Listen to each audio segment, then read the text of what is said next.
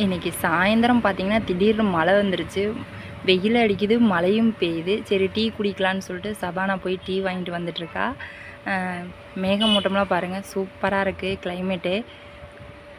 இந்த நேரத்தில் டீயும் பஜ்ஜியும் சாப்பிட்டா செம்ம டேஸ்ட்டாக இருக்கும். பஜ்ஜிலாம் இல்லை, வெறும் டீ மட்டும்தான். காலையிலேயே நாங்கள் வடை வாங்கி சாப்பிட்டுட்டோம். சரி டெய்லி அவள் தான் எனக்கு ஆற்றி கொடுக்குறா. சரி இன்றைக்கி ஒரு நாளாவது நானே ஆற்றி கொடுக்கலான்னு சொல்லிட்டு ஆற்றி கொடுத்தேன்.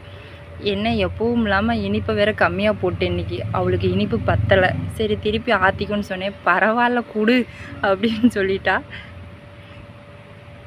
எப்படியோ ஒரு வழியாக கரெக்டாக இனிப்பு போட்டு ஆற்றி கொடுத்துட்டேன்.